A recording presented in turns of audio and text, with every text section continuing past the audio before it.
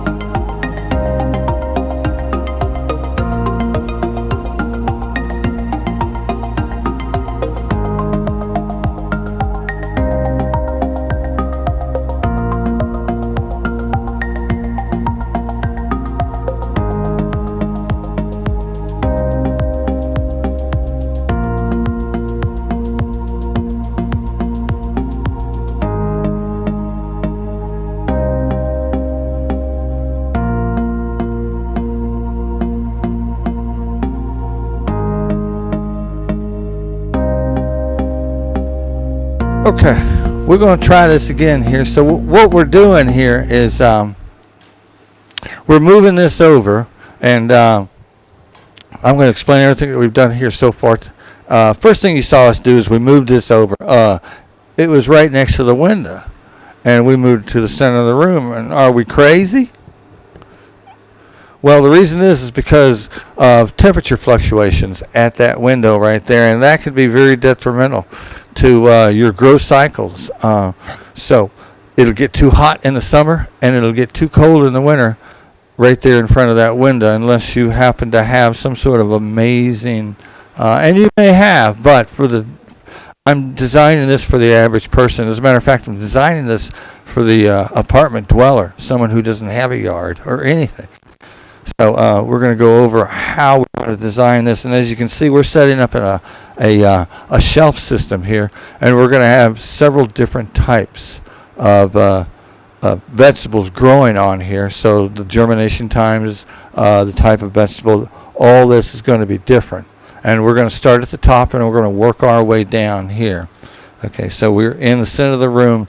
This way, the temperature is more stable because it's in the general living space. So we've covered that. And if you'll remember the water diverter that we made, God bless it. I haven't even hooked it up, and it's already collected some rainwater from the rain that we had. So it's raring to go. And what we're going to do is we're going to take that rainwater and we're going to put it in here. And this is where we're going to filter the water. Very simple thing. We're going to let Britta do the job for us. So that takes care of all of that, no matter, So now these are activated charcoal filters, simple as that. If you're industrious, these can be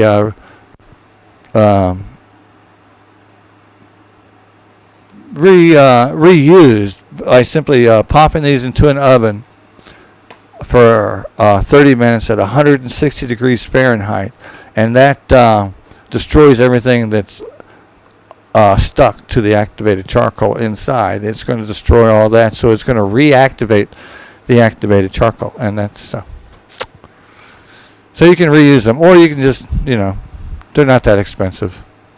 So, okay, and what we have here now is we threw these together very quickly, which is why we're not going to go over this, but these are simply going to be what we use to hold the LED lights for the microgreens that we have here. These are the LED lights, and we're going to go over the type of lighting used for microgreens, and it's different than what we're going to use in other areas for different types of vegetables.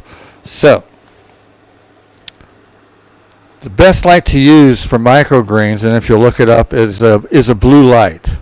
That is what they need initially to begin with. That's the frequency that is best for them. And of course, now they pull it out of sunlight. Sunlight contains all frequencies, so the blue light is there for them. But in an indoor growing situation, for concentrated growth, for a microgreen, blue light is the best, and that's what we have here. We have blue lights. These are from Mosthink. These are combinations. They are blue and they are red. Red, of course, is for when a plant is ready to bloom. You want to give it the red light because that's what it likes when it's blooming its flowers and things like that. So this is a combination, and that's fine for this. It has the blue light and it has the red. And for the herbs and things like that, what we're going to use is we're going to use a daylight light. And then, of course, for the regular smaller plants like lettuce, tomatoes, or whatever else we can think of, leave us a comment. What do you think we ought to try here? We've got 2 shelves for the larger plants, and we're going to put tomatoes on the floor in a bigger plant.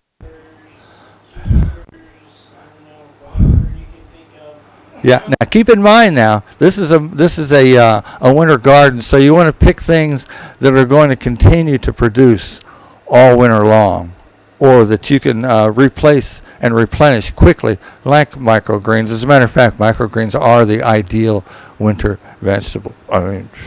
So in a pinch, if your space is really, really, really, really, really small, your choice would be microgreens. And you will get all of the vitamins that you need simply from microgreens. They're power-packed. The vitamins and the food nutrition in a microgreen for the entire adult plant is right here. So when you eat it, you get all the vitamins that that adult plant will ever have produced. So that's why microgreens are so valuable. A little bit, of course, you can't live on microgreens. Although there's plenty out there. So I'm thinking chives up here. And a lot of people would say oregano, maybe, what's some of the other, oregano, parsley, sage, things like that. Some of those, yeah. Like for sage or oregano, I wouldn't particularly choose that because to use that, you can use it fresh in cooking. But it's something that is best if it's a second process. And we have a dehydrator for that, and we may very well get into that. We're all set. So we're going to try those things here. Down here, I bought a thing of lettuce today, nothing special, and I looked, and we are certainly at the limit as far as being able to germinate this outdoors. So this is going to be a good test, and we most certainly have passed the germination period for tomatoes outdoors. So that's one of the things that we're very interested in trying to grow here in a small space in an apartment setting. So not a major production. You can have a shelf. We have a little system going here where this will sit on a windowsill. So you can grow just a small thing. So you can go from just one little tray of microgreens to a full shelf system. And that's we're going to have it all right up here. And so this is going to be our little test bed right here. All right, so we're going to continue to build. But that's where we're going for now.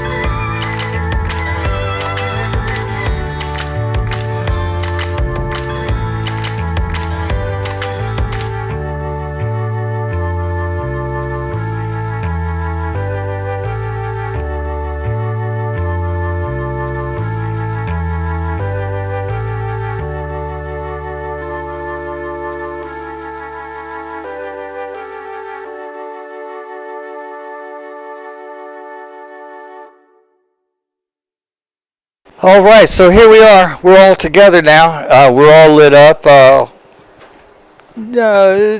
These are some ideas for you here. You can put in trays. We're thinking we might put herbs in there and some stuff in here, some taller vegetables, that sort of thing. And we've got plenty of space for the lettuce. Where's the lettuce? It's over behind you. Yeah. There we go. Okay, so maybe lettuce in here, in there, and tomatoes down low. So that's how we're going to do that. So we're going to try it. Now, the reason we're doing this here is for the extra light, and we're going to do something else. Hold on. I don't know why I'm holding that, but where's the clip? Okay, so I'm so blind.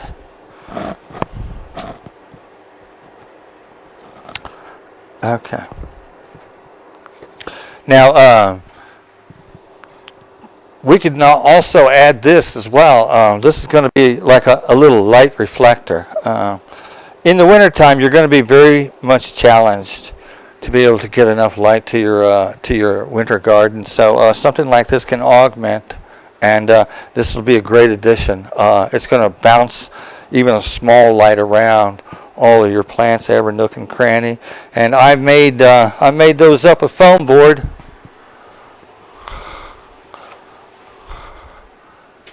But now that I think about it, I really overdid it with the foam board. Number one, foam board is very expensive. And this adhesive foam board was the most expensive at all.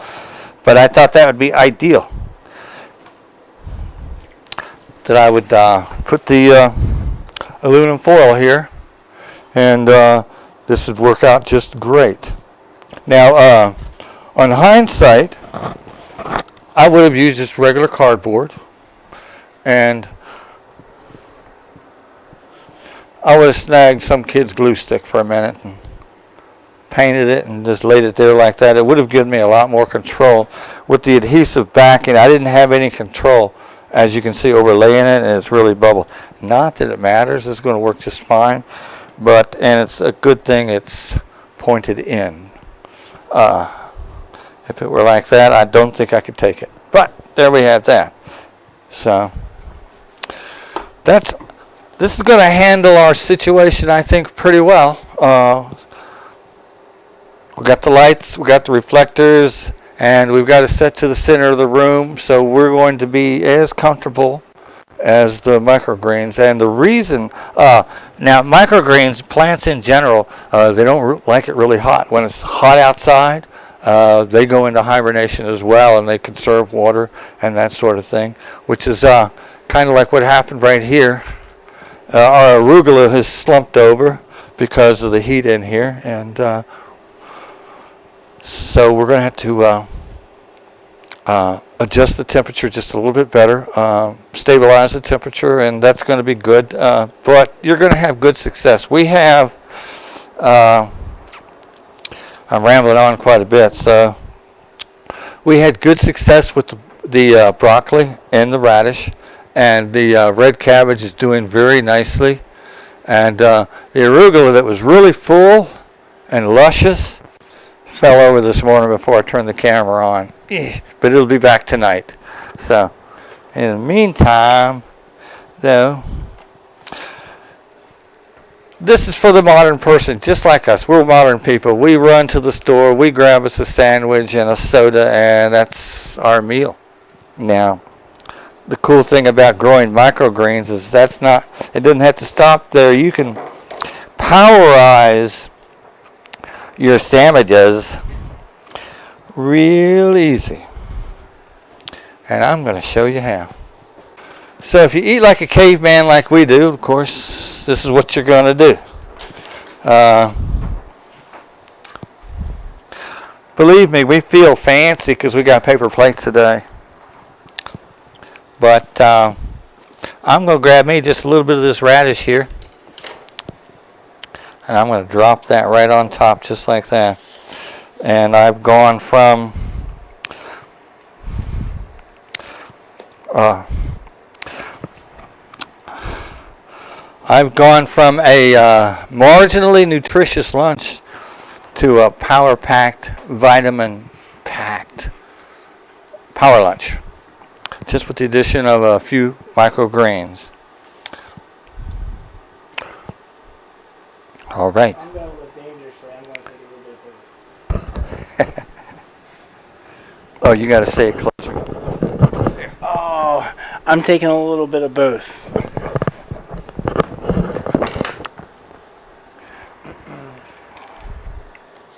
All right. Bon appetit.